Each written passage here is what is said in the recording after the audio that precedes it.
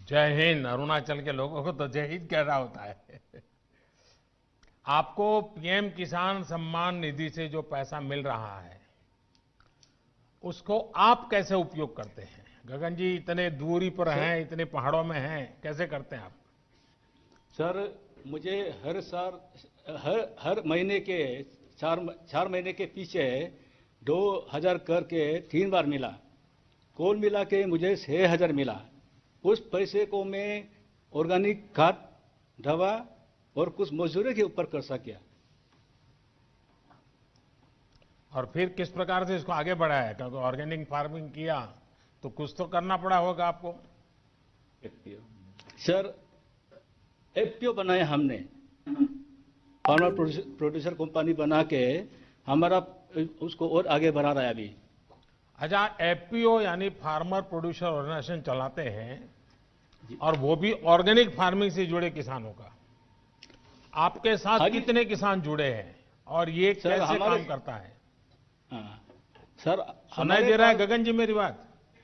Sir कितने किसान जुड़े हैं आपके साथ और किस प्रकार से काम करते हैं आप? 446 446 अच्छा। और ऑर्गेनिक अदरक उगाते हैं हम। हम्म। क्या क्या उगाते हैं? ऑर्गेनिक अदरक, जिंजर अच्छा, जिंजर। और हाँ, जिंजर उगाते हैं अभी। हम्म। और क्या मार्केट मिल जाता है? मार्केट फिलहाल तो सर अभी अपना इंडिया के अंदर में हमने बेंगलोर में पिछला बार बेचा, उसके बाद दिल्ली में। हम्म। अच्छा, मतलब आप एक प्रकार से छोटे किसानों को प्राइवेट कंपनी के साथ जोड़ते भी हैं। जी क्या जी वो सर। कंपनी जो आपसे जिंजर खरीदती है वो आपसे जिंजर ही ले जाती है कि जमीन भी उठा के ले जाती है? सर हाल ही में हमने प्रवर्ता फूड कंपनी से एग्रीमेंट किया है, लेकिन वो हमारा जितना प्रोडक्ट है उसका प्रोसेस फिनिशिंग प्रोडक्ट को ले जाने का एग्रीमेंट किया है, जमीन को नहीं। जमीन देखिए, अपना है, अपना ही रहेगा। आप अरुणाचल के इतने कोने में बैठे हैं, आपको विश्वास है कि आपकी जमीन सुरक्षित है, लेकिन जी कुछ लोग ऐसा भ्रम फैला रहे हैं कि आपकी फसल का कोई कॉन्ट्रैक्ट करेगा, एग्रीमेंट करेगा तो जमीन भी चली जाएगी। अब इतना झूठ बोल रहे हैं। अच्छा हुआ गगन जी आपने अपना अनुभव शेयर किया, मैं आपका बहुत आभारी हूं। और आपने इतने सारे किसानों को जोड़ा है, ये भी बहुत प्रसन्नता का विषय है। मैं धन्यवाद करता हूं आपका। धन्यवाद गगन जी। अब मैं उड़ीसा के नौपाड़ा जिले के श्री नवीन ठाकुर जी को आमंत्रित करूंगा, जो पीएम किसान योजना के साथ साथ किसान क्रेडिट कार्ड योजना के भी लाभार्थी हैं। श्री ठाकुर जी। नवीन जी, जय जगन्नाथ। माननीय प्रधानमंत्री जी, मेरा नमस्कार। बताइए क्या किस प्रकार के योजना का आपको लाभ हुआ, क्या कहना चाहेंगे आप? मुझे पीएम 5 किस्तों में 10,000 के पीएम किसान सहायता प्राप्त हुआ है। मैंने इस धन को खाद, बीज, कीटनाशक खरीद के लिए उपयोग किया है। एकीकृत यानी खेती और पशुपालन के लिए धन का उपयोग करने की योजना बना रहा हूं। अच्छा, भारत सरकार एक किसान क्रेडिट कार्ड देती है, वो आपको मालूम है क्या? जी, आपको किसान क्रेडिट कार्ड मिला है? मिला है सर। अच्छा, तो उसका क्या करता है? मुझे 12 मार्च 2019 को क्रेडिट कार्ड मिला है। मैंने 4% के ब्याज दर से बैंक से 27,000 का ऋण लिया है। पहले तो 20% के ब्याज दर से साहूकार से कर्जा लेना पड़ता था।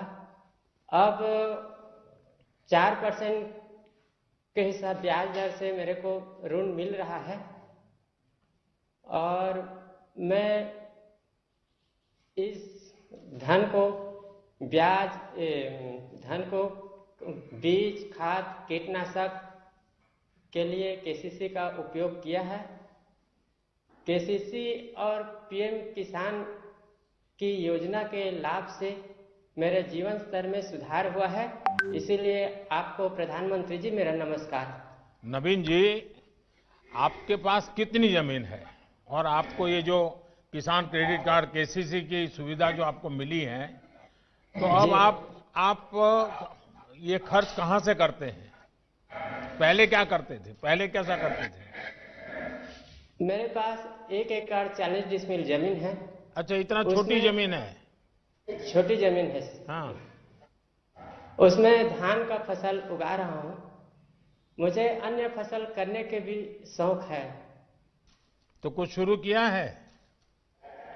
अभी तो कुछ किया नहीं हूँ, लेकिन शौक तो है।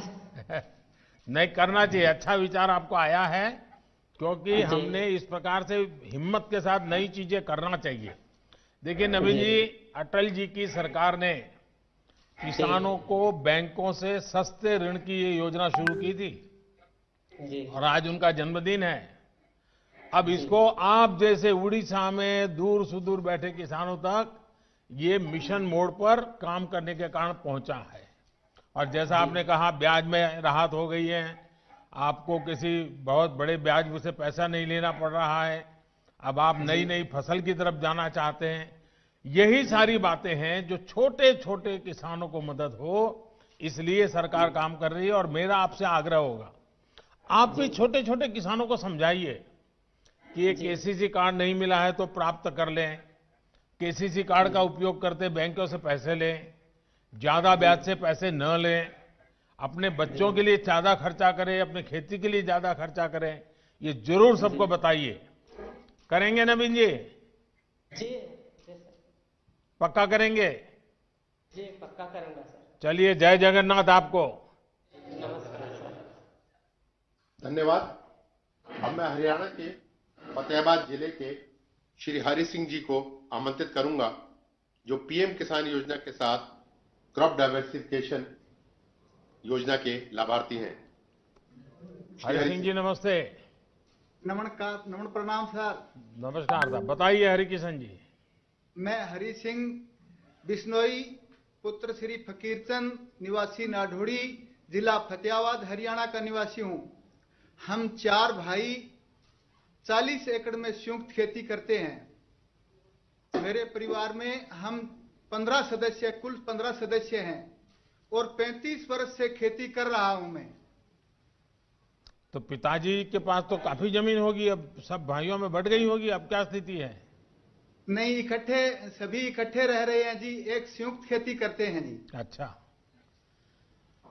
यानी आपने ये बहुत अच्छा रास्ता निकाला। नहीं तो ज्यादातर परिवारों में क्या हो रहा है कि एक पीढ़ी से दूसरी पीढ़ी, दूसरी तीसरी बातें आते जमीन के टुकड़े इतने छोटे हो जाते हैं कि किसान के लिए बहुत मुश्किल हो जाता है। नहीं जी, हम तो इकट्ठे तो रह अब रहे हैं चारों। आप सब मिलकर के एक परिवार पूरी तरह, और इतने सालों से आप खेती में हैं, जरा देश के किसानों को बताइए क्या नया कर रहे हैं आप, कैसे कर रहे हैं, मुझे भी समझाइए। मैं पहले तो धान की खेती करता था जी, उसके बाद अब बागवानी की तरफ रुझान है। अब पहले 2 एकड़ में बाग लगाया था, फिर 2 एकड़ में फिर लगाया, अब करके मेरे पास 10 एकड़ में बाग है जी। बागवानी की खेती की तरफ रुझान है मेरा। बागवानी में क्या क्या करते हैं आप? 3 एकड़ में नींबू की खेती कर रखी है, 7 एकड़ में अमरूद लगा रखा है जी। और आपका सारा सामान दिल्ली में बिक जाता है?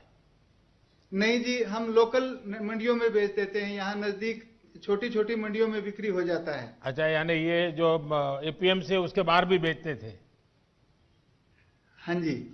और वो उसको आपको पूरा पैसा मिलता है? पूरा पैसा मिलता है जी। पहले से ज्यादा अच्छा मिलता है? अच्छा मिलता है जी। अभी एमएसपी पे धान बेचा। चलिए, मैं पहले तो आपको और आपके सभी भाइयों को बधाई देता हूं, क्योंकि वरना एक ही प्रकार की खेती करते करते इतना पानी हम बर्बाद कर दिए, इतनी जमीन बर्बाद कर दी। लेकिन आपने थोड़ा, भले 3 एकड़ से शुरू किया है, लेकिन मुझे विश्वास है कि नई नई चीजें करके आप बहुत अच्छी तरह योगदान करेंगे। और जमीन को अलग अलग फसलों से जोड़ने से आपकी जमीन की ताकत भी बढ़ेगी, आपको अनुभव आया होगा। तो मैं आपको बहुत बहुत बधाई देता हूं और आपके पूरे परिवार को मेरी तरफ से बहुत शुभकामनाएं। धन्यवाद जी।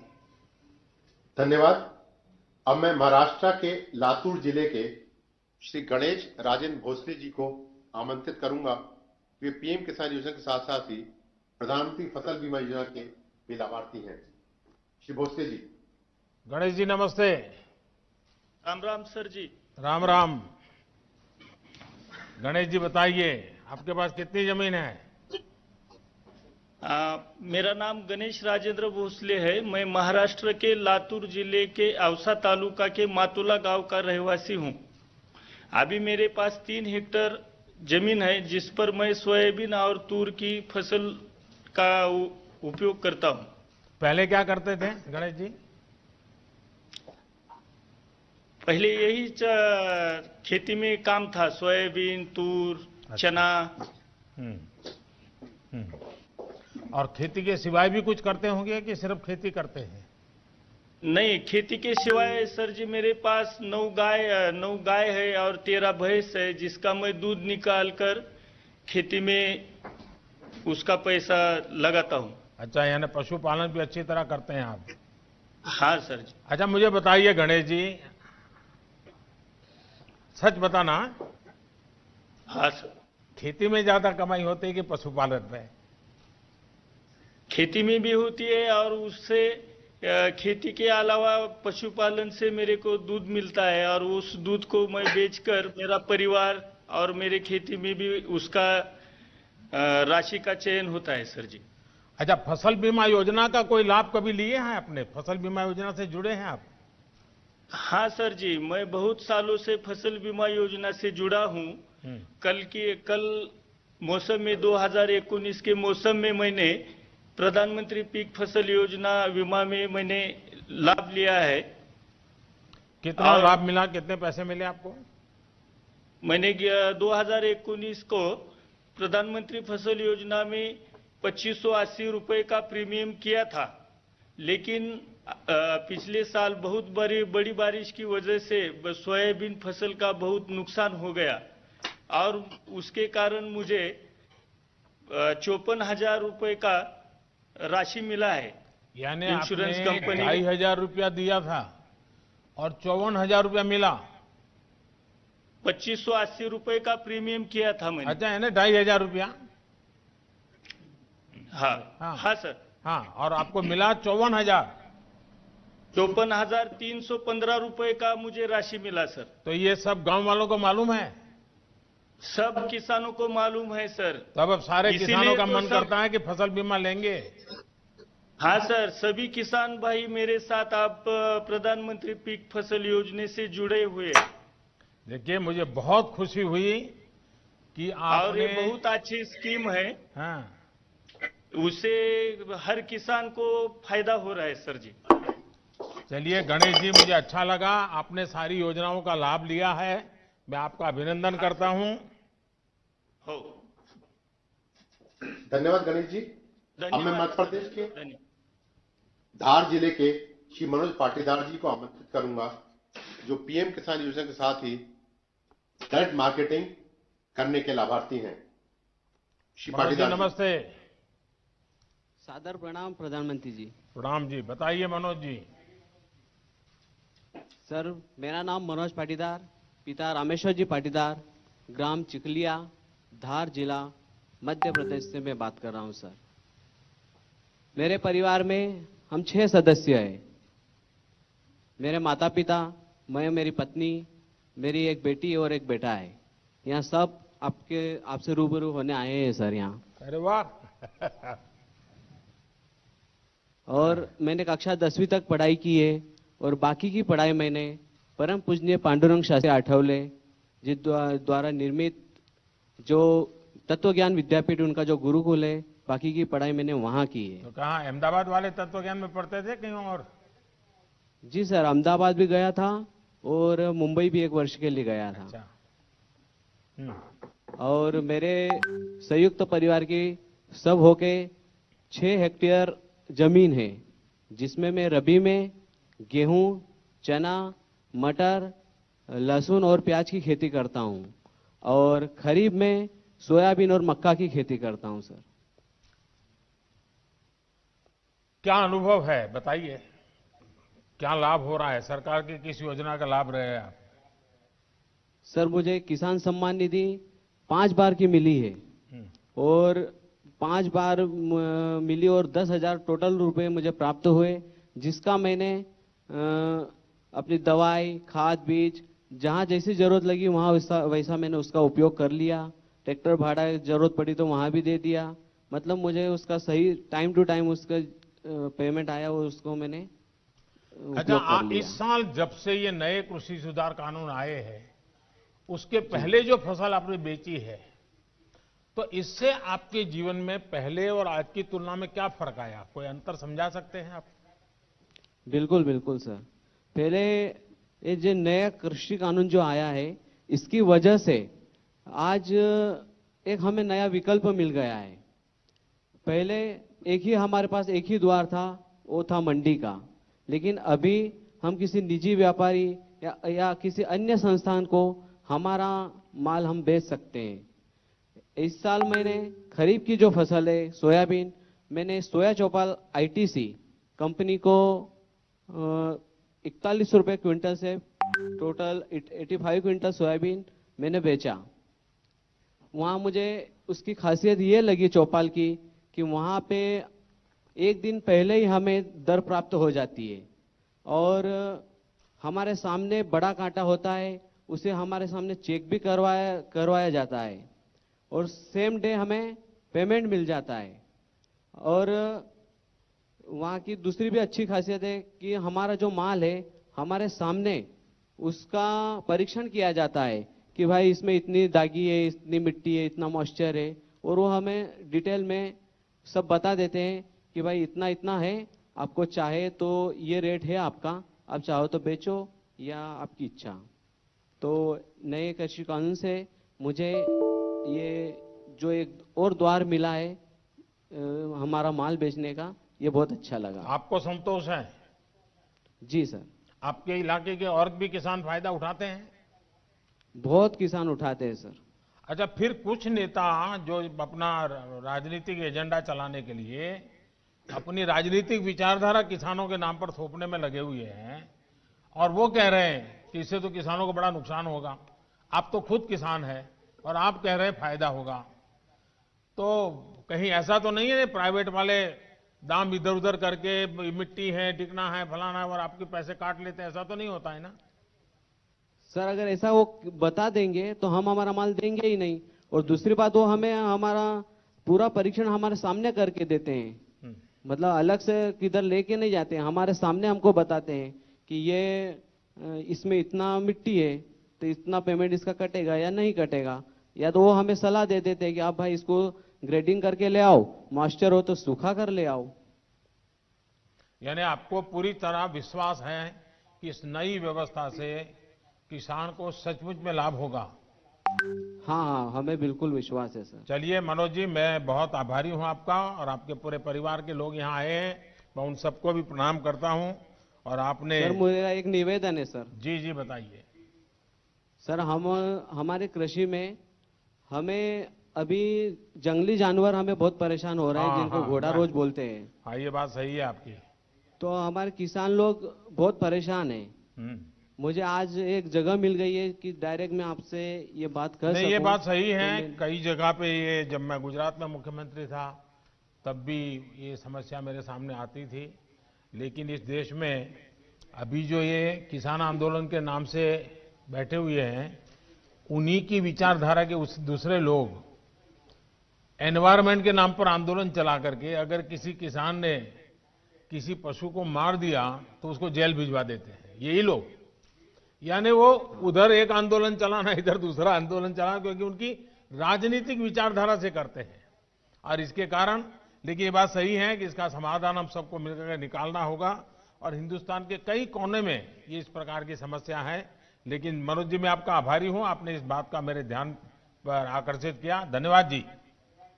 धन्यवाद जी। धन्यवाद। अब मैं तमिलनाडु के कृष्णगिरी जिले के श्री एम सुब्रमणी को आमंत्रित करूंगा, जो पीएम किसान योजना के साथ ही सूक्ष्म सिंचाई योजना के भी लाभार्थी हैं।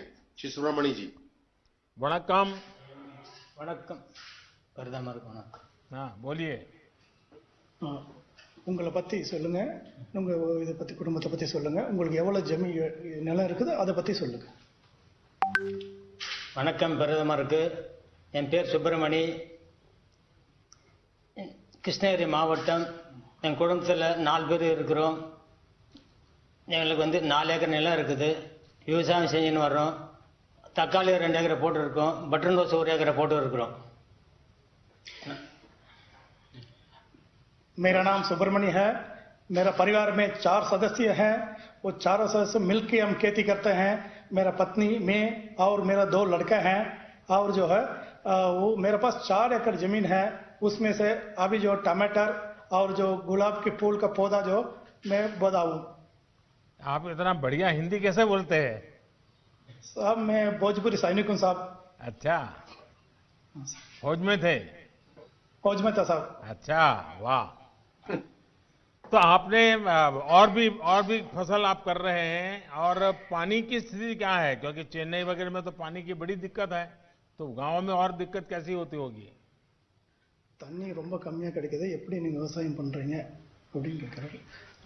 தண்ணி கம்மியாக கிடைக்கிறதுக்கு நான் சொட்டு நீர் பாசனம் மூலிமா, தோட்டக்கலைத்துறை மூலிமா சொட்டு நீர் பாய்ச்சிட்டு வர்றேன்.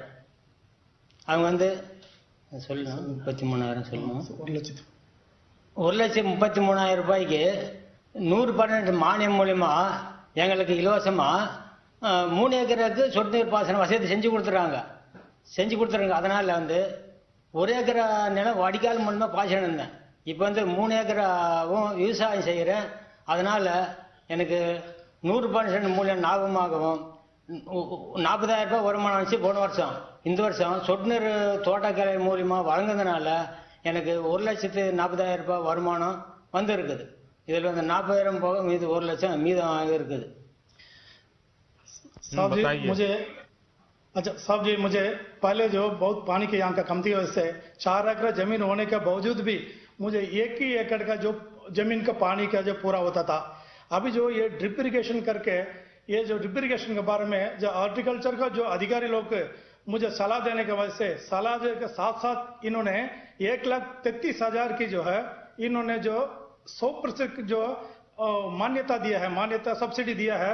सब्सिडी देने के बाद और उन्होंने साथ साथ मुझे ड्रिप का लगा कर भी दिया था. अभी लगाने की वजह से मुझे पहले 1 एकड़ का जो है वो पानी मिलता था, पूरा होता था. आजकल 3 एकड़ का जमीन को मेरा पानी पूरा हो जाता है. उसका वजह से मुझे पिछले जो इसमें जो ड्रिप इरिगेशन के पहले मैं 40,000 ही कमाता था 1 एकड़ के जमीन की वजह से. अभी जो है 3 एकड़ के जमीन होने की वजह से मुझे 1,40,000 का जो है वो धन मिलता है. अभी उसमें मुझे पहले ड्रिप इरिगेशन के पहले मुझे 40,000 मिलता था. अभी जो 1 लाख मुझे फालतू लाभ मिलता है, इसमें मैं बहुत खुश हूँ. सुब्रमण्य जी, मैं आपको सबसे पहले बधाई देता हूँ कि आपने कमाई तो की, लेकिन आपने मानव जात की सेवा की है, क्योंकि आपने पानी बचाया है. और सरकार की ये जो ड्रिप इरिगेशन, माइक्रो इरिगेशन की योजना है, जो पूरे देश में बहुत बड़ा अभियान चल रहा है, उसका आपने फायदा उठाया. और इस फायदे के कारण आपका 1 लाख रुपया आय भी बढ़ी, पानी भी बचा, आय भी बढ़ी, और आपकी जमीन का उपयोग भी हुआ. और इसलिए ये आपने ये लंबी सोच के साथ ये विचार किया, इसके लिए आप बहुत अभिनंदन के अधिकारी हैं. लेकिन मैं आपसे आग्रह करूंगा, आप इतने जागरूक किसान हैं, और किसानों को भी समझाइए कि पानी ज्यादा जरूरत नहीं होती है. अगर पानी को बूंद बूंद डालें तो भी अच्छी फसल होती है. लेकिन किसान के मन में क्या है कि जब तक पूरा खेत पानी से भरा हुआ देखता नहीं, तब तक उसको लगता है कि कुछ रह गया. हकीकत में तो पानी उसके मूल में जाना चाहिए और बूंद बूंद से जा सकता है. अगर ये काम आप कर लिए, बहुत बढ़िया किए हैं. और यहां तो मेरे सामने जय जवान भी है, जय किसान भी है. चलिए, वणक्कम आपको. धन्यवाद सुब्रमणि जी. अब मैं उत्तर प्रदेश के महाराजगंज जिले के श्री राम गुलाब को आमंत्रित करूंगा, जो कि पीएम किसान योजना के साथ साथ फार्मिंग एग्रीमेंट भी करते हैं. श्री राम गुलाब जी. राम गुलाब जी नमस्ते. प्रणाम सर, आपके चरणों में. हमारा नाम राम गुलाब है. मैं बनग्राम बीट मरकदवा राजा जिला महाराजगंज उत्तर प्रदेश के एक छोटा किसान हूं. मेरे पास महोदय 1.5 एकड़ जमीन है। इसमें हम धान, गेहूं और सब्जी की खेती करता हूं। मेरे परिवार में महोदय मेरे माता पिता एवं 3 बच्चे एवं उनकी बहुएं भी आ चुकी हैं। कुल 10 परिवार से हम रहते हैं एक साथ। तो इतनी छोटी जमीन का टुकड़ा और इतना बड़ा परिवार, आपने कैसा व्यवस्था क्या नई बनाई है? सर, हम एक किसानों के साथ मिलकर के एक एफपीओ का गठन किए हैं, जिसमें हमारे 100 किसानों से हम महोदय शुरू किए हैं, जिसे आपसे कहने में बड़ा खुशी, आभार व्यक्त करते हैं कि आपसे हम रूबरू हो रहे हैं। और वह खेती जो है सबके साथ मिला करके एफपीओ के द्वारा हम सर करते हैं। वह शकरकंद की खेती नए प्रजाति में इस समय कर रहे हैं। अच्छा, आपके 100 के 100 किसान जो है, जिनका आपने समूह बना दिया है, एफपीओ बनाया है, सबके सब शकरकंद की खेती करते हैं? नहीं सर, अभी इन साल नया फसल ये आई है। और हम पहले सर धान, गेहूं एवं सब्जी की खेती अधिक मात्रा में करते थे। इस समय लगभग 10 टन देने के लिए एग्रीमेंट अहमदाबाद कंपनी से महोदय हम इस समय किए हैं। जिला महाराजगंज सभागार में, कलेक्ट्रेट सभागार में, और उसमें कृषि विभाग एवं नाबार्ड और महोदय एक एनजीओ महाराजगंज के मुख्यधार हैं विनोद कुमार तिवारी सर, इनके माध्यम से हम। तो ये आपके साथ जो 100 किसान जुड़े हैं, उसमें बड़े किसान हैं कि छोटे किसान हैं? सर, उसमें सब छोटे छोटे किसान हैं और सब बनटानिया के ही किसान हैं। महाराजगंज में महोदय 18 बनटानिया किसान, 18 बनग्राम हैं, जिनमें से पहले 100 किसान से हम जुड़ करके इस समय महोदय 300 से ऊपर किसान इसमें जुड़ चुके हैं। अरे वाह! तो ये अहमदाबाद की कंपनी आपसे माल खरीद रही है, आपको पूरे पैसे दे रही है? सर, हमसे उनसे एग्रीमेंट हुआ है। हम पहले 10 से 15 रुपए किलो हम उसको बेच देते थे लोकल मार्केट में, और उनसे हमसे 25 रुपया का एग्रीमेंट हुआ है, और वो हमारे घर से लेके जाएंगे। अरे वाह! इसमें हमें किसी प्रकार का भाड़ा नहीं देना है, ना ही कोई बिचौलिया का है। तो आपको ये नए कृषि सुधार के कारण सबसे बड़ा लाभ होगा, ऐसा आपको लगता है? जी। और ये जमीन तो नहीं चली जाएगी ना? नहीं सर, इससे तो हम देख रहे हैं जमीन नहीं जाएगी, केवल हमारे फसल के नहीं, ये उत्पाद का ही एग्रीमेंट झूठ हुआ है। फैलाया जा रहा है जी। आप जैसे लोग जब बोलते हैं तब विश्वास लोगों का बढ़ता है कि भाई इसे जमीन नहीं जाती है, हमारे फसल बिकती है, और फसल पहले बर्बाद होती थी, अब बिकती है। चलिए, मैं आपको बहुत बधाई देता हूं। और आपने खुद का तो किया, लेकिन छोटे 300 किसान तक आप पहुंच गए। मैं मानता हूं ये महाराजगंज में आपके द्वारा बहुत बड़ी क्रांति आएगी और उसकी बात पूरे उत्तर प्रदेश में फैलेगी, बहुत बड़ा लाभ होगा। मैं आप सबको बहुत बहुत बधाई देता हूं। धन्यवाद सर, रामगोपाल जी की तरफ से हम आपको हार्दिक दिल से अभिनंदन करता हूं। बस किसानों के आशीर्वाद बने रहे ताकि हम देश के किसानों का कल्याण करते रहें। श्री राम गुलाब जी, आपका बहुत बहुत धन्यवाद। अब हम माननीय प्रधानमंत्री जी से देश को संबोधित करने का अनुरोध करते हैं। देश भर से जुड़े मेरे किसान भाई बहन, इस कार्यक्रम में देश में अलग अलग स्थानों से जुड़े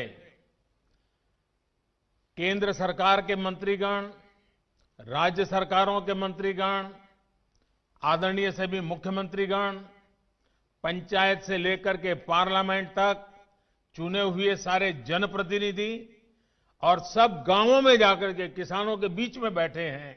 मैं आप सबको और मेरे किसान भाइयों बहनों को मेरी तरफ से नमस्कार।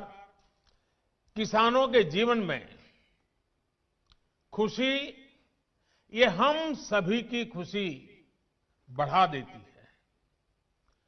और आज का दिवस तो बहुत ही पावन दिवस भी है। किसानों को आज जो सम्मान निधि मिली है, उसके साथ ही आज का दिन कई अवसरों का संगम बनकर भी आया है। सभी देशवासियों को आज क्रिसमस की भी बहुत बहुत शुभकामनाएं। मेरी कामना है क्रिसमस का ये त्योहार विश्व में प्रेम, शांति और सद्भाव का प्रसार करे। साथियों, आज मोक्षदा एकादशी है, गीता जयंती है। आज ही भारत रत्न महामना मदन मोहन मालवीय जी की भी जयंती है। देश के महान कर्मयोगी, हमारे प्रेरणा पुरुष स्वर्गीय अटल बिहारी वाजपेयी जी की भी आज जन्म जयंती है। उनकी स्मृति में आज देश गुड गवर्नेंस डे भी मना रहा है। साथियों, अटल जी ने गीता के संदेशों के अनुरूप जीवन जीने का लगातार प्रयास किया।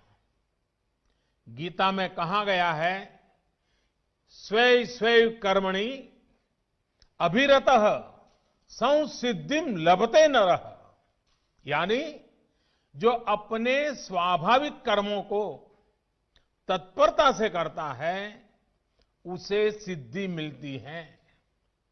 अटल जी ने भी अपना पूरा जीवन राष्ट्र के प्रति अपने कर्म को पूरी निष्ठा से निभाने में समर्पित कर दिया।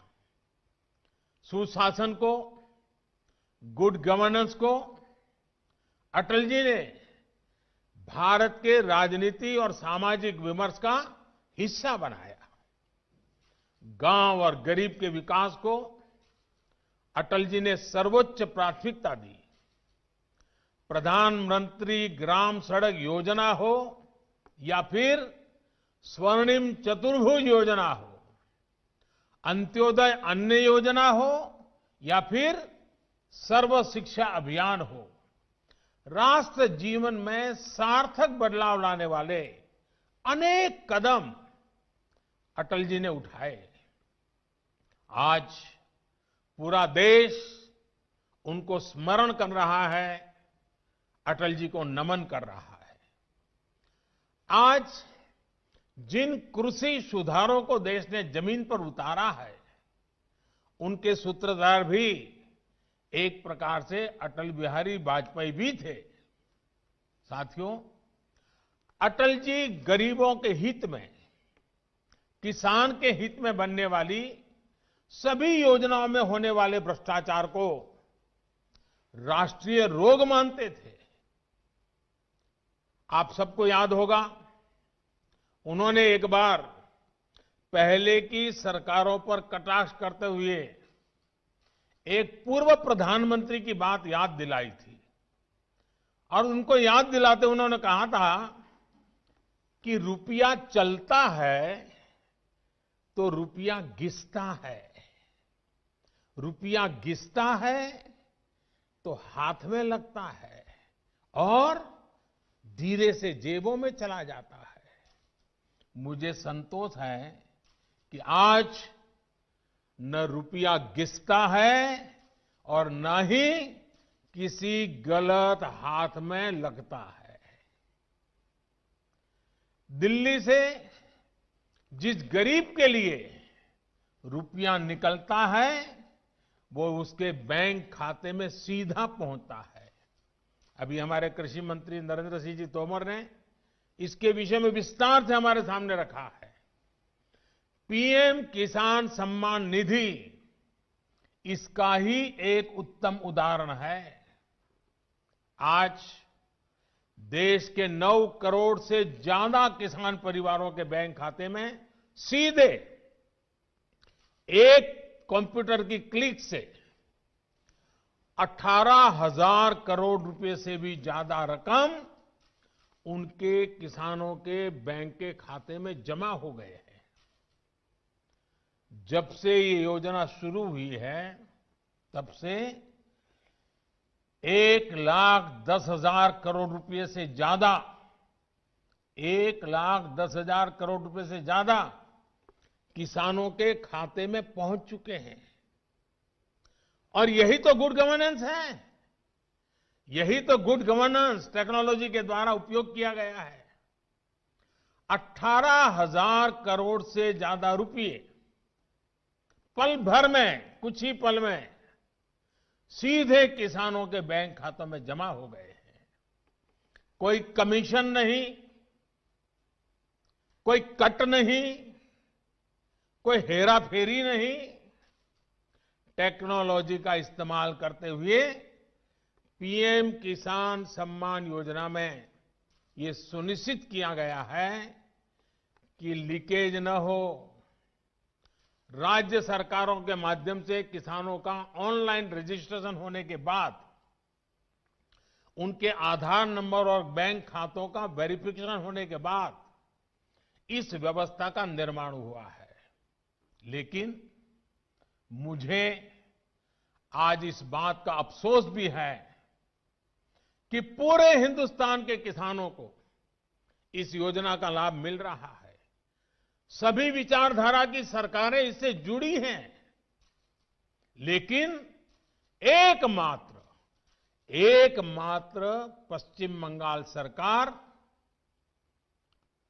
वहां के 70 लाख से अधिक किसान, मेरे किसान भाई बहन बंगाल के, इस योजना के वो लाभ नहीं ले पा रहे हैं, उनको ये पैसे नहीं मिल पा रहे हैं, क्योंकि बंगाल की सरकार अपने राजनीतिक कारणों से उनके राज्य के किसानों को भारत सरकार से पैसा जाने वाला है, राज्य सरकार को एक कौड़ी का खर्चा नहीं है, फिर भी वो पैसे उनको नहीं मिल रहे हैं। कई किसानों ने भारत सरकार को सीधी चिट्ठी लिखी हुई है, उसको भी वो मान्यता नहीं देते हैं।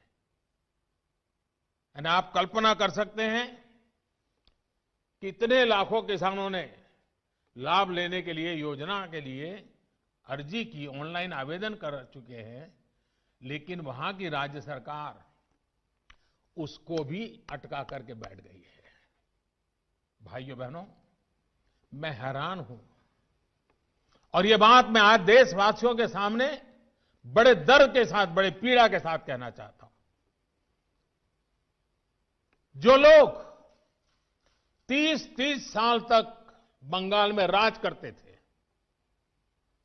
एक ऐसी राजनीतिक विचारधारा को लेकर के बंगाल को कहां से कहां ला करके उन्होंने हालत करके रखी है, सारा देश जानता है। और ममता जी के 15 साल पुराने भाषण सुनोगे तो पता चलेगा कि इस राजनीतिक विचारधारा ने बंगाल को कितना बर्बाद कर दिया था।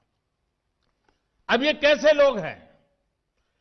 बंगाल में उनकी पार्टी है, उनका संगठन है, 30 साल सरकार चलाई है, कितने लोग होंगे उनके पास? एक बार भी इन लोगों ने किसानों को ये 2,000 रुपया मिलने वाला कार्यक्रम है, बंगाल के अंदर कोई आंदोलन नहीं चलाया। अगर आल के दिल में किसानों के लिए इतना प्यार था, बंगाल में आपकी धरती है, तो आपने बंगाल में किसानों को न्याय दिलाने के लिए प्रधानमंत्री किसान सम्मान योजना के पैसे किसानों को मिले, इसके लिए क्यों आंदोलन नहीं किए? क्यों आपने कभी आवाज नहीं उठाई? और आप वहां से उठ करके पंजाब पहुंच गए, तब सवाल उठता है। और पश्चिम बंगाल की सरकार भी देखिए, अपने राज्य में इतना बड़ा किसानों को लाभ, 70 लाख किसानों को इतना धन मिले, हजारों करोड़ रुपया मिले, वो देने में उनको राजनीति आड़े आती है। लेकिन वही पंजाब जाकर के जो लोग के साथ वो बंगाल में लड़ाई लड़ते हैं, यहां आकर के उनसे गुपचुप करते हैं। क्या देश की जनता इस खेल को नहीं जानती है? क्या देश की जनता को इस खेल का पता नहीं है? जो आज विपक्ष में हैं, उनकी इस पर जुबान क्यों बंद हो गई है? क्यों चुप है? साथियों, आज जिन राजनीतिक दलों के लोग अपने आप को इस राजनीतिक प्रवाह में, जब देश की जनता ने उन्होंने नकार दिया है, तो कुछ न कुछ ऐसे इवेंट कर रहे हैं, इवेंट मैनेजमेंट हो रहा है, ताकि कोई सेल्फी ले ले, कोई फोटो छप जाए, कहीं टीवी पर दिखाई दे और उनकी राजनीति चलती जाए। अब देश ने उन लोगों को भी देख लिया है, ये देश के सामने एक्सपोज हो गए हैं। स्वार्थ की राजनीति का एक भद्दा उदाहरण हम बहुत बारीकी से देख रहे हैं। जो दल पश्चिम बंगाल में किसानों के हित पर कुछ नहीं बोलते, वो यहां दिल्ली के नागरिकों को परेशान करने पर लगे हुए हैं, देश की अर्थनीति को बर्बाद करने पर लगे हुए हैं, और वो भी किसान के नाम पर। इन दलों को आपने सुना होगा, मंडिया बोल रहे हैं, एपीएमसी की बात कर रहे हैं और बड़ी बड़ी हेडलाइन लेने के लिए भाषण कर रहे हैं। लेकिन ये दल, वही झंडे वाले, वही विचारधारा वाले जिन्होंने बंगाल को बर्बाद किया। केरल के अंदर उनकी सरकार है। इसके पहले जो 50 साल 60 साल तक देश पर राज करते थे, उनकी सरकार थी। केरल में एपीएमसी नहीं है, मंडिया नहीं है। मैं जरा इनको पूछता हूं, यहां फोटो निकालने के कार्यक्रम करते हैं, अरे केरल में आंदोलन करके वहां तो एपीएमसी चालू करवाओ। पंजाब के किसानों को गुमराह करने के लिए आपके पास समय है। केरल के अंदर यह व्यवस्था नहीं है। अगर ये व्यवस्था अच्छी है तो केरल में क्यों नहीं है? क्यों आप दोगली नीति लेकर के चल रहे हो? ये किस तरह की राजनीति कर रहे हैं जिसमें कोई तर्क नहीं, कोई तथ्य नहीं है? सिर्फ झूठे आरोप लगाओ, सिर्फ अफवाहें फैलाओ, हमारे किसानों को डरा दो, और भले भोले किसान कभी कभी आपकी बातों में गुमराह हो जाते हैं। भाइयों बहनों, ये लोग लोकतंत्र के किसी पैमाने को, किसी पैरामीटर को मानने को तैयार नहीं है। इन्हें सिर्फ अपना लाभ, अपना स्वार्थ नजर आ रहा है। और मैं जितनी बातें बता रहा हूं किसानों के लिए नहीं बोल रहा हूं। किसानों के नाम पर अपने झंडे लेकर के जो खेल खेल रहे हैं, अब उनको ये सच सुनना पड़ेगा। और हर बात को किसानों को गाली दी, किसानों को अपमानित किया, ऐसे कर करके बच नहीं सकते हो आप लोग।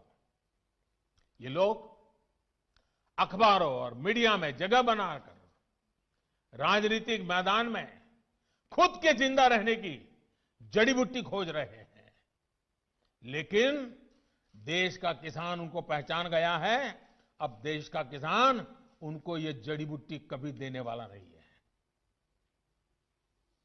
कोई भी राजनीति, लोकतंत्र में राजनीति करने का उनको हक है, हमें इसका विरोध नहीं है। लेकिन निर्दोष किसानों की जिंदगी के साथ न खेलें, उनके भविष्य के साथ खिलवाड़ न करें, उन्हें गुमराह न करें, भ्रमित न करें।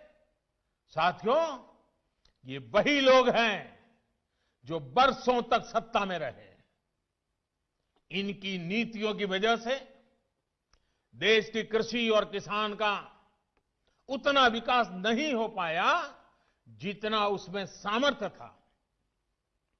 पहले की सरकारों की नीतियों की वजह से सबसे ज्यादा बर्बाद वो किसान हुआ जिसके पास न तो ज्यादा जमीन थी, न ज्यादा संसाधन।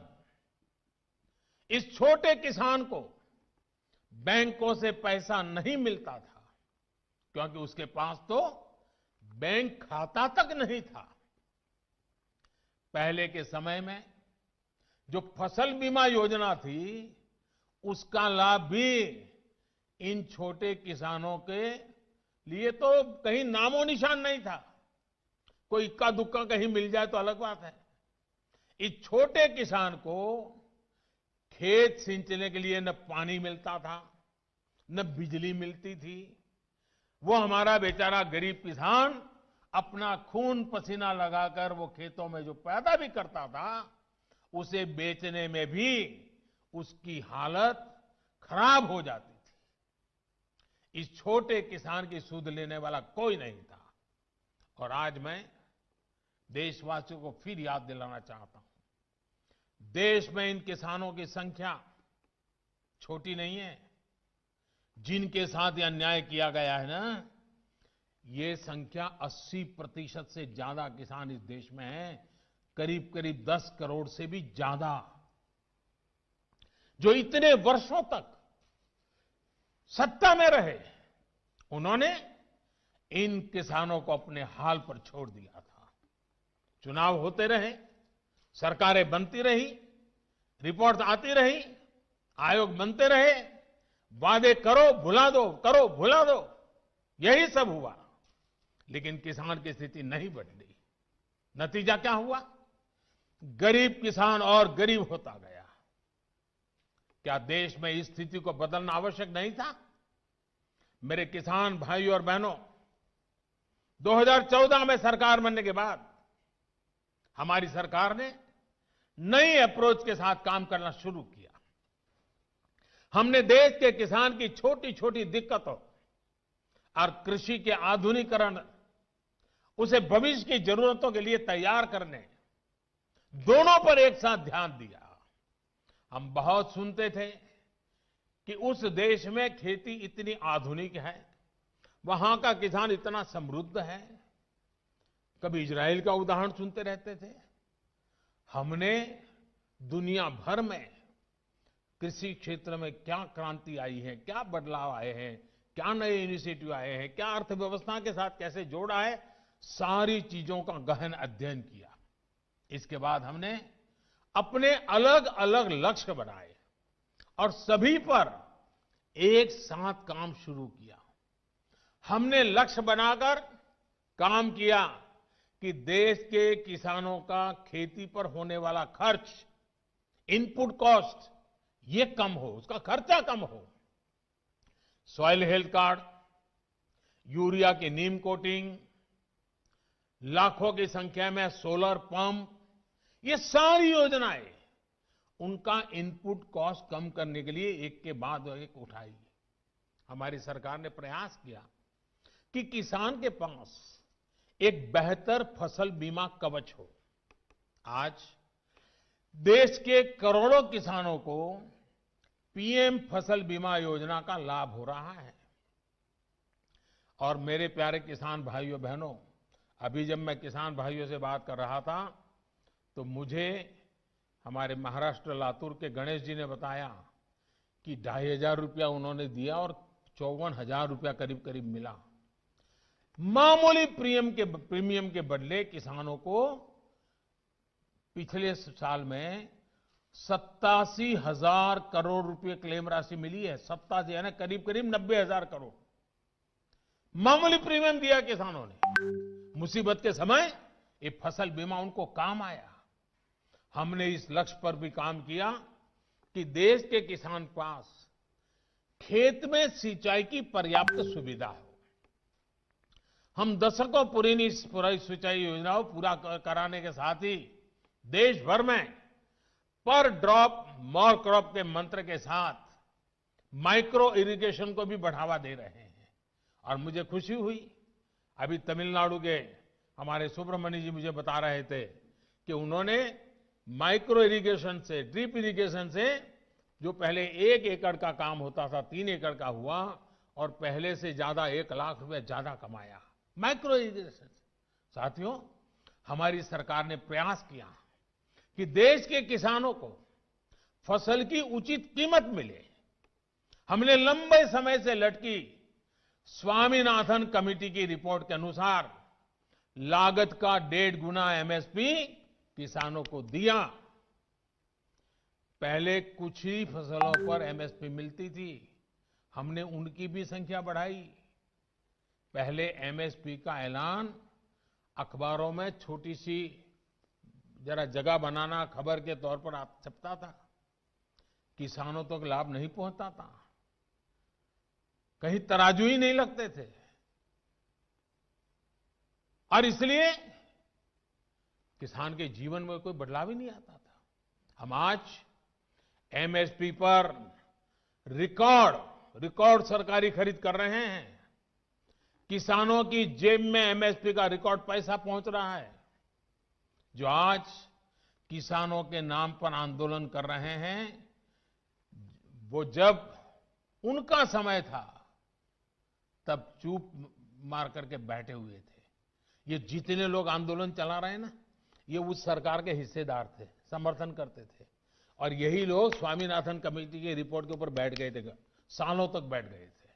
हमने आकर के निकाला, क्योंकि हमारे दिल में किसान की जिंदगी को भला करना, कल्याण करना, ये हमारा जीवन का मंत्र है, इसलिए कर रहे हैं। साथियों, हम इस दिशा में भी फसल बेचने के लिए किसान के पास सिर्फ एक मंडी नहीं, बल्कि उसको विकल्प मिलना चाहिए, बाजार मिलना चाहिए। हमने देश की 1000 से ज्यादा कृषि मंडियों को ऑनलाइन जोड़ा। इनमें भी 1 लाख करोड़ रुपए से ज्यादा का कारोबार किसानों ने कर दिया है। किसान ऑनलाइन बेचना शुरू किया है। साथियों, हमने एक और लक्ष्य बनाया कि छोटे किसानों के समूह बने, ताकि वो अपने क्षेत्र में एक सामूहिक ताकत बनकर काम करे। आज देश में 10,000 से ज्यादा किसान उत्पादक संघ एफपीओ बनाने का अभियान चल रहा है। उन्हें आर्थिक मदद दी जा रही है। अभी हम महाराजगंज के राम गुलाब जी से सुन रहे थे, 300 के करीब किसानों को इकट्ठा किया है उन्होंने, और पहले की तुलना में 1.5 गुना भाव से माल बेचना शुरू हुआ है। एफपीओ बनाया उन्होंने, वैज्ञानिक तरीके से खेती में मदद ली, और आज उनको फायदा हो रहा है। साथियों, हमारे कृषि क्षेत्र की सबसे बड़ी आवश्यकता है गांव के पास ही भंडारण, कोल्ड स्टोरेज। इसकी आधुनिक सुविधा कम कीमत पर हमारे किसानों को उपलब्ध हो। हमारी सरकार ने इसे भी प्राथमिकता दी।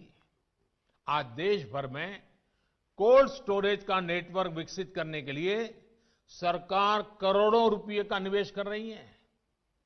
हमारी नीतियों में इस पर भी बल दिया गया है कि खेती के साथ ही किसान के पास आय बढ़ाने के दूसरे विकल्प भी हो। हमारी सरकार मछली पालन, पशुपालन, डेयरी उद्योग, मधुमक्खी पालन सभी को प्रोत्साहित कर रही है।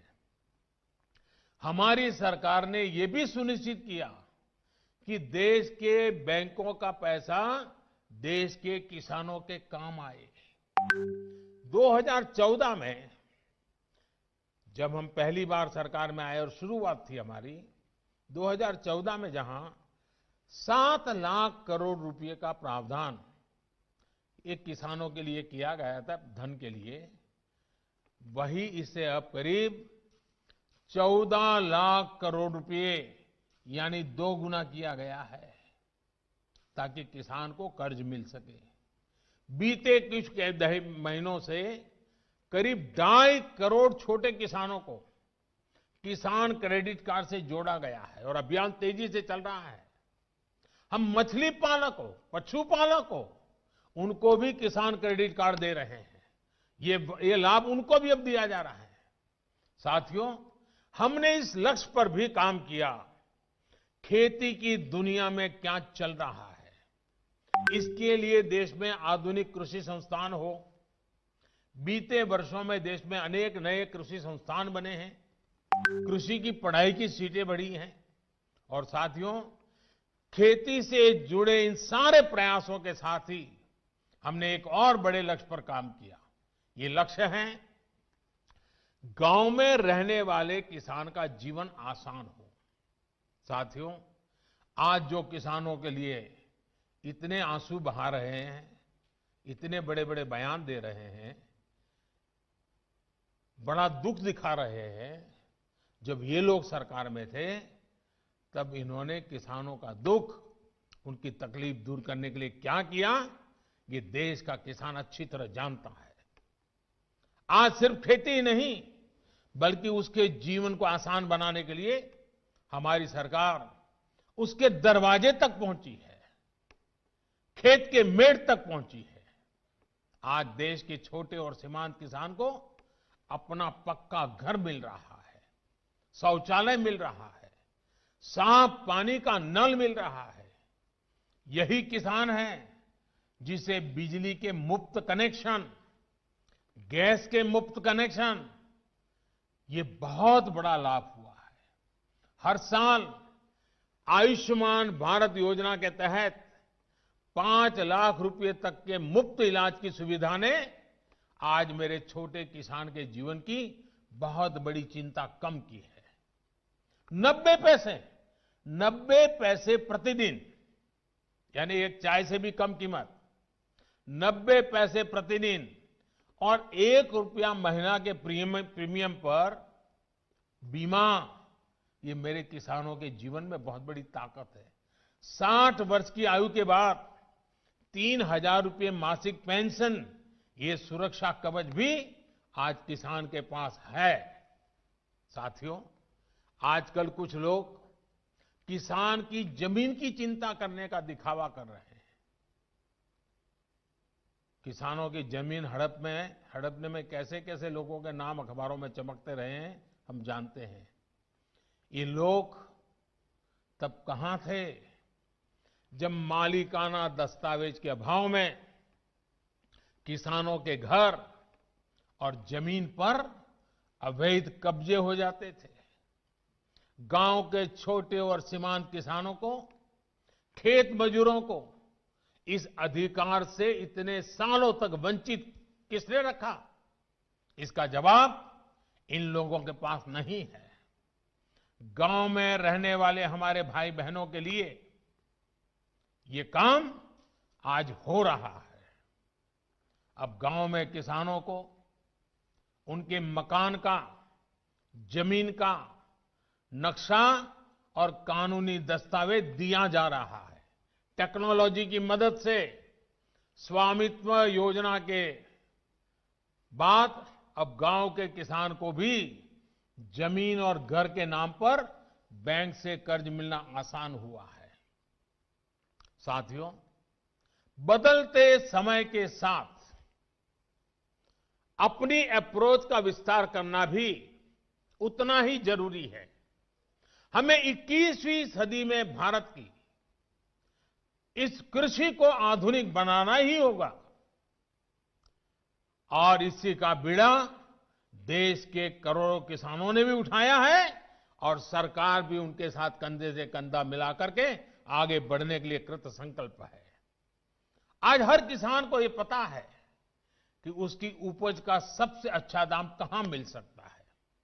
पहले क्या होता था कि अगर मंडी में बेहतर दाम नहीं मिलते थे या फिर उसकी उपज को दोयम दर्जी का बताकर खरीदने से इनकार कर दिया जाता था तो किसान मजबूरी में औने पौने दामों पर अपनी उपज बेचने को मजबूर रहता था।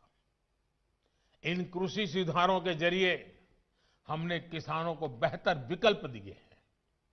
इन कानूनों के बाद आप जहां चाहे, जिसे चाहे अपनी उपज बेच सकते हैं। मेरे किसान भाइयों बहनों, मेरे इन शब्दों को आप ध्यान से सुनिए। मैं फिर से कह रहा हूं कि आप अपनी फसल को जहां चाहे आप निर्णय करके बेच सकते हैं। आपको जहां सही दाम मिले आप वहां पर उपज बेच सकते हैं। आप न्यूनतम समर्थन मूल्य यानी एमएसपी पर अपनी उपज बेचना चाहते हैं, आप उसे बेच सकते हैं। आप मंडी में अपनी उपज बेचना चाहते हैं, आप बेच सकते हैं। आप अपनी उपज का निर्यात करना चाहते हैं, आप निर्यात कर सकते हैं। आप उसे व्यापारी को बेचना चाहते हैं, आप बेच सकते हैं। आप अपनी उपज दूसरे राज्य में बेचना चाहते हैं, आप बेच सकते हैं। आप पूरे गांव के किसानों को एफपीओ के माध्यम से इकट्ठा कर अपनी पूरी उपज को एक साथ बेचना चाहते हैं, आप बेच सकते हैं। आप बिस्किट, चिप्स, जैम, दूसरे कंज्यूमर उत्पादों की वैल्यू चेन का हिस्सा बनना चाहते हो, आप ये भी कर सकते हैं। देश के किसान को इतने अधिकार मिल रहे हैं, तो इसमें गलत क्या है?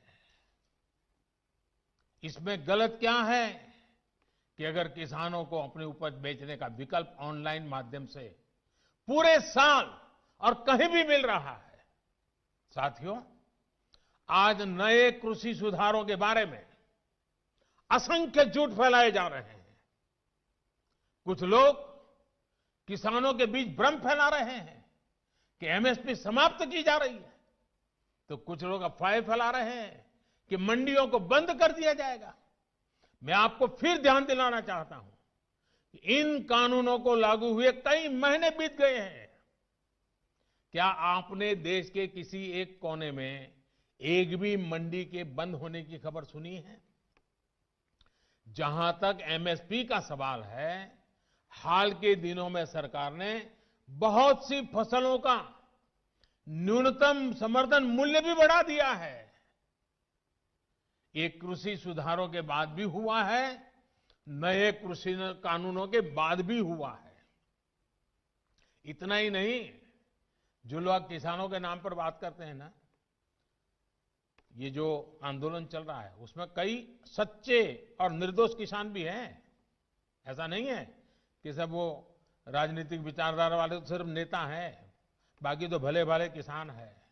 उनको जाकर के सीक्रेटली पूछोगे कि भाई आपकी कितनी जमीन है, क्या पैदा करते हो, इस बार बेचा कि नहीं बेचा, तो वो भी बताएगा हाँ वो एमएसपी में बेच करके आया। और जब एमएसपी में खरीदी चल रही थी ना, तब वो आंदोलन को उन्होंने ठंडा कर दिया था, क्योंकि उनको मालूम था कि अभी जरा किसान मंडी में जाके के माल बेच रहा है। वो सब बिक्री हो गई, काम हो गया, फिर उन्होंने आंदोलन शुरू किया। साथियों, वास्तविकता तो ये है कि बढ़े हुए न्यूनतम समर्थन मूल्य एमएसपी पर सरकार ने किसानों की उपज की रिकॉर्ड स्तर पर खरीदी की है, और वो भी नए कानून बनने के बाद।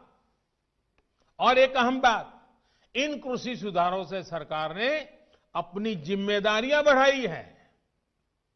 उदाहरण के तौर पर एग्रीमेंट फार्मिंग की बात ही ले लीजिए।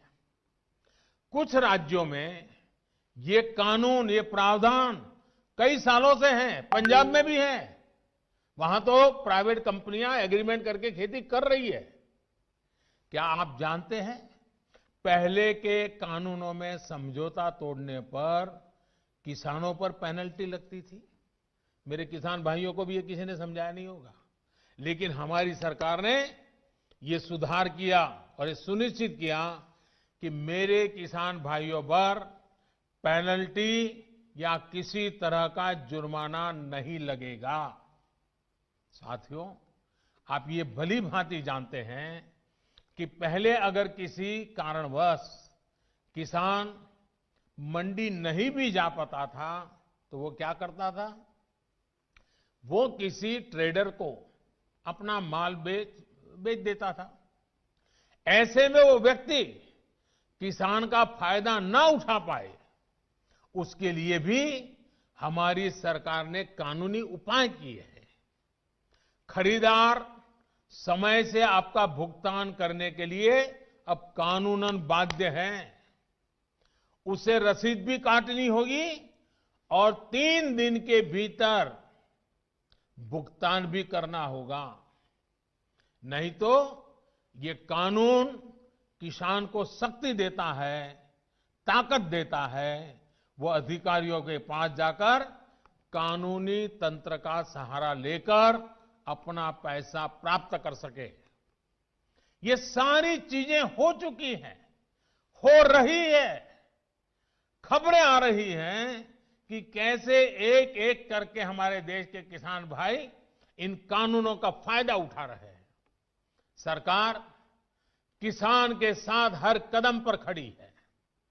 किसान चाहे जिसे अपनी उपज बेचना चाहे, सरकार ने ऐसी व्यवस्था की है कि एक मजबूत कानून और लीगल सिस्टम किसानों के पक्ष में खड़ा रहे।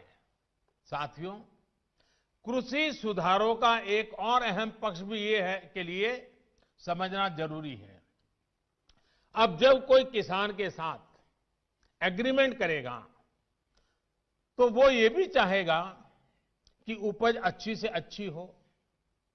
इसके लिए एग्रीमेंट करने वाला किसानों को अच्छे बीज, आधुनिक तकनीक, अत्याधुनिक उपकरण, विशेषज्ञता ये हासिल करने में मदद करेगा ही करेगा, क्योंकि उसको तो उसी रोजी रोटी उसमें है।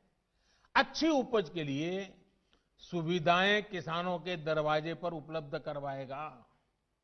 एग्रीमेंट करने वाला व्यक्ति बाजार की ट्रेंड से पूरी तरह वाकिफ रहेगा और इसी के अनुरूप हमारे किसानों को बाजार की मांग के हिसाब से काम करने में मदद करेगा।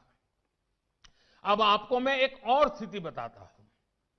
अगर किसी वजह से, किसी परेशानी की वजह से किसान की उपज अच्छी नहीं होती या फिर बर्बाद हो जाती है, तो भी ये याद रखिए, तो भी जिसने एग्रीमेंट किया है उसको, किसान को उपज का जो दाम निर्धारित हुआ था वो उसको देना ही पड़ेगा। एग्रीमेंट करने वाला अपने एग्रीमेंट को अपनी मर्जी से खत्म नहीं कर सकता है। लेकिन दूसरी तरफ अगर किसान एग्रीमेंट को किसी भी वजह से खत्म करना चाहता है तो किसान कर सकता है, सामने वाला नहीं कर सकता है। क्या ये स्थिति किसानों के लिए फायदेमंद है कि नहीं है? सबसे ज्यादा एश्योरेंस किसान को है कि नहीं है? किसान को फायदा होने वाली गारंटी इसमें है कि नहीं है? एक और सवाल लोगों ने उछाल करके रखा हुआ, आपके मन में भी आता होगा। अगर किसी स्थिति में उपज अच्छी हुई, मार्केट बहुत शानदार हो गया, जो एग्रीमेंट में था उससे भी ज्यादा मुनाफा एग्रीमेंट वाले को मिल रहा है, अगर ऐसा होता है तो एग्रीमेंट का जितना पैसा है वो तो देना ही दे है, लेकिन अगर ज्यादा मुनाफा हुआ है तो उसमें से कुछ बोनस भी किसान को देना पड़ेगा। इससे बड़ा किसान की रक्षा कौन कर सकता है? ऐसी स्थिति होने में किसान एग्रीमेंट में तय किए गए मूल्य के अलावा, जैसा मैंने कहा, बोनस का भी वो हकदार होगा। पहले क्या होता था, याद है ना? सारा रिस्क किसान का होता था और रिटर्न किसी और का होता था। अब नए कृषि कानूनों और सुधार के बाद स्थिति पूरी तरह किसानों के पक्ष में हो गई है। अब सारा रिस्क एग्रीमेंट करने वाले व्यक्ति या कंपनी का होगा और रिटर्न किसान का होगा। साथियों, देश के कई भागों में एग्रीमेंट फार्मिंग को पहले भी परखा गया है, उसे कसौटी पर कसा गया है। क्या आपको पता है कि दुनिया में आज सबसे ज्यादा दुग्ध उत्पादन, मिल्क प्रोडक्शन करने वाला देश कौन सा है? ये देश कोई और नहीं, हमारा हिंदुस्तान है। हमारे पशुपालक, हमारे किसान की मेहनत। आज डेयरी सेक्टर में बहुत सी सहकारी और निजी कंपनियां किसानों से, दुग्ध उत्पादकों से दूध खरीदती हैं और उसे बाजार में बेचती हैं। ये मॉडल कितने वर्षों से चला रहा है। क्या आपने कभी सुना कि किसी एक कंपनी या सहकारी संस्था ने बाजार पर अपना कब्जा जमा लिया, अपना एकाधिकार कर लिया? क्या आप उन किसानों और उन दुग्ध उत्पादकों की सफलता से परिचित नहीं है जिन्हें डेयरी सेक्टर के इस काम से लाभ हुआ है। एक और सेक्टर है, यहां पर हमारा देश बहुत आगे है, वो है पोल्ट्री यानी मुर्गी पालन। आज भारत में सबसे ज्यादा अंडों का उत्पादन होता है। पूरे पोल्ट्री सेक्टर में बहुत सी बड़ी कंपनियां काम कर रही है, कुछ छोटी कंपनियां भी हैं, तो कुछ स्थानीय खरीदार भी इस व्यवसाय में जुटे हैं। इस सेक्टर से जुड़े लोग अपना प्रोडक्ट किसी को भी कहीं भी बेचने के लिए स्वतंत्र हैं। जहां भी उन्हें सबसे ज्यादा दाम मिलता है वो अंडे बेच सकते हैं। हम चाहते हैं कि हमारे किसानों को, कृषि सेक्टर को इसी तरह का विकास करने का अवसर मिले जैसा पोल्ट्री और डेयरी सेक्टर को मिला है। हमारे किसानों की सेवा में जब बहुत सी कंपनियां व्यवसाय के कई तरह के प्रतिस्पर्धी रहेंगे तो उन्हें अपनी उपज का ज्यादा दाम भी मिलेगा और बाजार तक उनकी बेहतर पहुंच भी संभव होगी। साथियों, नए कृषि सुधारों के जरिए भारतीय कृषि में नई टेक्नोलॉजी को भी प्रवेश मिलेगा। आधुनिक तकनीक के जरिए हमारे किसान अपनी उपज को बढ़ा सकेंगे, अपनी उपज को विविधता दे सकेंगे, अपनी उपज की बेहतर ढंग से पैकेजिंग कर सकेंगे, अपनी उपज में वैल्यू एडिशन कर सकेंगे। एक बार ऐसा हो गया तो हमारे किसानों की उपज की पूरी दुनिया में मांग होगी और ये मांग और लगातार बढ़ेगी। हमारे किसान सिर्फ उत्पादक नहीं बल्कि खुद निर्यातक बन सकेंगे। दुनिया में कोई भी अगर कृषि उत्पादों के जरिए बाजार में अपनी धाक जमाना चाहेगा तो उसे भारत आना पड़ेगा। अगर दुनिया में कहीं भी क्वालिटी और क्वांटिटी दोनों की जरूरत होगी तो उन्होंने भारत के किसानों के साथ साझेदारी करनी पड़ेगी। जब हमने दूसरे सेक्टर में इन्वेस्टमेंट और इनोवेशन बढ़ाया तो हमने आय बढ़ाने के साथ ही उस सेक्टर में ब्रांड इंडिया को भी स्थापित किया। अब समय आ गया है कि ब्रांड इंडिया दुनिया के कृषि बाजारों में भी खुद को उतनी ही प्रतिष्ठा के साथ स्थापित करे। साथियों, कुछ राजनीतिक दल जिन्हें देश की जनता ने लोकतांत्रिक तरीके से नकार दिया है, वो आज कुछ किसानों को गुमराह करके जो कुछ भी कर रहे हैं, उन सबको बार बार नम्रतापूर्वक सरकार की तरफ से अनेक प्रयासों के बावजूद भी किसी न किसी राजनीतिक कारण से, किसी ने बंधी राजनीतिक विचारधारा के कारण से ये चर्चा नहीं होने दे रहे हैं। कृषि कानूनों के संदर्भ में ये जो पॉलिटिकल पार्टी की विचारधारा वाले जो कुछ लोग हैं जो किसानों के कंधे पर बंदूकें फोड़ रहे हैं, कृषि कानूनों के संदर्भ में उनके पास ठोस तर्क न होने के कारण वो भांति भांति के मुद्दों को किसानों के नाम पर उछाल रहे हैं। आपने देखा होगा जब प्रारंभ हुआ था तो उनकी इतनी मांग थी कि भाई एमएसपी की गारंटी दो। उनके मन में जेन्युइन, क्योंकि वो किसान थे, उनको लगा कहीं ऐसा तो ना हो। लेकिन इसका माहौल दिखा करके ये राजनीतिक विचारधारा वाले चढ़ बैठे और अब एमएसपी वगैरह बाजू में क्या चल रहा है, ये लोग हिंसा के आरोपी ऐसे लोगों को जेल से छुड़ाने की मांगे कर रहे हैं। देश में आधुनिक हाईवेज बने, निर्माण हो, जो पिछली सब सरकारों ने किया था। ये लोग भी उस सरकारों में समर्थन करते थे, भागीदार थे। अब कहते हैं टोल टैक्स नहीं होगा, टोल खाली कर दो। भाई, किसान का विषय छोड़ करके नई जगह पे क्यों जाना पड़ रहा है? जो नीतियां पहले के समय से चली आ रही है, अब ये किसान आंदोलन की आड़ में उनका भी विरोध कर रहे हैं।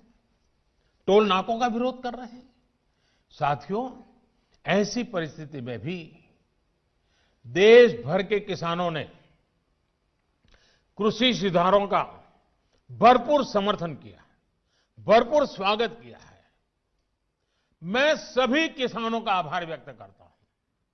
मैं सर झुका करके उनको प्रणाम करता हूं कि देश को आगे ले जाने के लिए देश के कोटि कोटि किसान आज इस निर्णय के साथ, हिम्मत के साथ खड़े हुए हैं।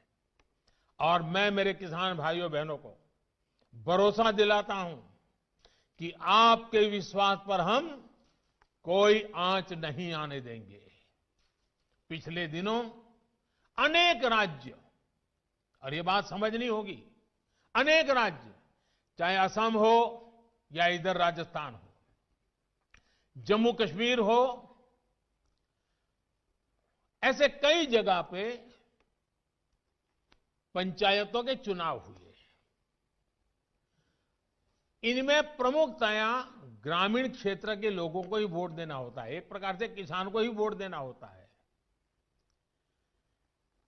इतना गुमराह करने वाला का खेल चलता था, इतना बड़ा आंदोलन का नाम दिया जा रहा था, हो हल्ला किया जाता था, लेकिन इसी के अगल बगल में जहां जहां चुनाव हुए हैं, उन गांवों के किसानों ने ये आंदोलन चलाने वाले जो इतने लोग थे उनको नकार दिया है, पराजित कर दिया है।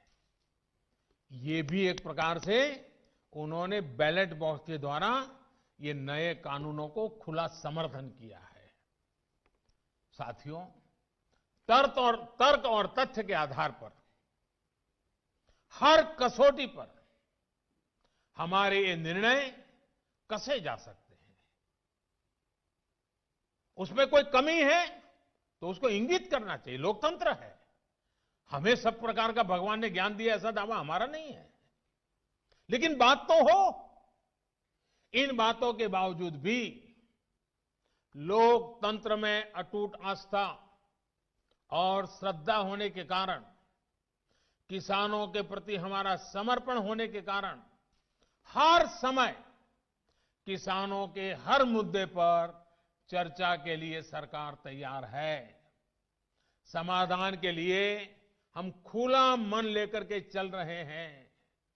कई दल ऐसे भी हैं जो इन्हीं कृषि सुधारकारों के पक्ष में रहे हैं। उनके लिखित बयान भी हमने देखे हैं। वो आज अपनी कही बात से ही मुकर गए हैं, उनकी भाषा बदल गई है। वो राजनीतिक नेता जो किसानों को भ्रमित करने में जुटे हुए हैं, जिनकी लोकतंत्र में रत्ती भर भी श्रद्धा नहीं है, वो विश्वास ही नहीं करते डेमोक्रेसी में। दुनिया के कई देशों में उनका परिचय है लोगों को। ऐसे लोगों के जो भी उन्होंने कहा है पिछले दिनों, जिस प्रकार के अनलगढ़ आरोप लगाए हैं, जिस भाषा का प्रयोग किया है, पता नहीं कैसी कैसी इच्छाएं व्यक्त की है, मैं बोल भी नहीं सकता हूं। ये सब करने के बावजूद भी, उन सब चीजों को सहन करने के बाद भी, उसको पेट में उतार करके, मन ठंडा रख करके, उन सबको सहन करते हुए मैं आज फिर एक बार नम्रता के साथ उन लोगों को भी जो हमारे गौर विरोध करने पर तुले हुए, उनको भी कहता हूं, मैं नम्रता के साथ कहता हूं, हमारी सरकार किसान हित में उनसे भी बात करने के लिए तैयार है, लेकिन बात मुद्दों पर होगी, तर्क और तथ्यों पर होगी। साथियों, हम देश के अन्नदाता को उन्नत करने के लिए हर संभव प्रयास कर रहे हैं। जब आपकी उन्नति होगी तो पूरे राष्ट्र की उन्नति तय है। सिर्फ आत्मनिर्भर किसान ही आत्मनिर्भर भारत की नींव डाल सकता है। मेरे देश के किसानों से आग्रह है, किसी के बहकावे में न आए, किसी के झूठ को न स्वीकारे, तर्क और तथ्य के आधार बनाकर ही सोचे विचारे। और फिर एक बार देश भर के किसानों ने खुल करके जो समर्थन दिया है, ये मेरे लिए अत्यंत संतोष और गर्व का विषय है। मैं आपका बहुत आभारी हूं। एक बार फिर से करोड़ों किसान परिवारों को पीएम किसान सम्मान निधि के लिए मैं आपको बहुत बहुत बधाई देता हूं और मैं आपसे लगातार प्रार्थना करता हूं, आपके लिए भी प्रार्थना करता हूं, आप स्वस्थ रहें, आपका परिवार स्वस्थ रहे, इसी कामना के साथ आप सभी का बहुत बहुत आभार, धन्यवाद।